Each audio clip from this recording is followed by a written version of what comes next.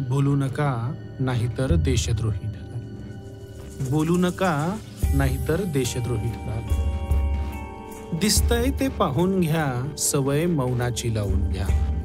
दिसतंय ते पाहून घ्या, सवय मौनाची लावून घ्या. नशीब नशीब तुमचं घरदार, जमीन माती आभाळ अजून आहे टिकून. रेल्वे बँक विमान कंपन्या ऑलरेडी झाल्यात विकून. पुढचा नंबर शाळा कॉलेज, पुढचा नंबर शाळा कॉलेज. BSNL अन विद्यापीठ, मजबूत भारताची अशी एक एक निखळत जाईल वीट. आज या कंपन्या आहेत विकायला, आज या कंपन्या आहेत विकायला. उद्या तुमचा नंबर येईल तेव्हा काय कराल? बोलू नका नाहीतर देशद्रोही ठराल. बोलू नका नाहीतर देशद्रोही ठराल. धर्म, जात, मंदिर, मशीद हे तुम्ही नेहमीच ठेवा उशाला. भक्त बनून सुखानं जगू हो, उगीच मेंदूचा वापर कशाला. एखाद्या नेत्यानं भ्रष्टाचार केला की त्याच्यावर टीकेचं धनुष्य जोरात ताणायचं. आणि तोच जर आपल्या पक्षात आला तर त्याला दादा दादा दादा असं म्हणायचं. कारण आपल्याकडे आहे वॉशिंग मशीन, कारण आपल्याकडे आहे वॉशिंग मशीन. त्यात सगळेच डाग स्वच्छ निघतात.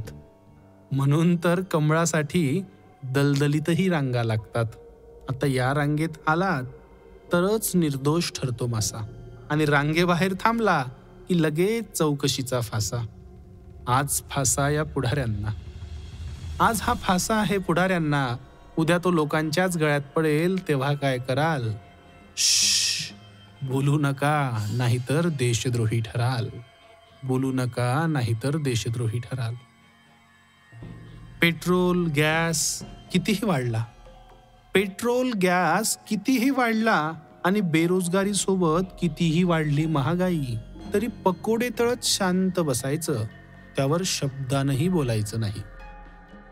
करोडो रुपयांचं कर्ज घेऊन जरी पळून गेलेत व्यापारी, करोडो रुपयांचं कर्ज घेऊन जरी पळून गेलेत व्यापारी, तुम्ही निर्यात बंदी करून पुन्हा गरीबच करा शेतकरी. 400 रुपयांचा 1200 रुपये करून गॅस, नंतर 10 रुपयाने करायचा स्वस्त, आणि इलेक्ट्रॉल बॉन्ड मधून पैसा खायचा मस्त. तर चौकीदारच चोर झाल्यावर पोलिसांनो तुम्ही पण कुणाकुणाला धराल. आता चौकीदारच चोर झाल्यावर पोलिसांनो तुम्ही देखील कुणाकुणाला धराल. जाऊ द्या, धरू नका नाहीतर तुम्हीही देशद्रोही ठराल.